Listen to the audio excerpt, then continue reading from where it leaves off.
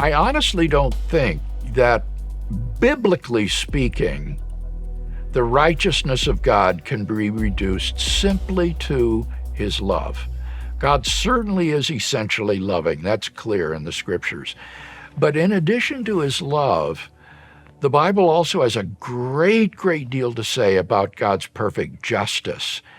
And I don't think justice is the same as love. When you give somebody his just desert, that may not be a loving act toward that person as we would normally understand it. It is giving him what he has earned. The guilty deserve harsh treatment and therefore are to be punished. So one isn't punishing them out of love. One is punishing them out of justice. They are getting their just desert.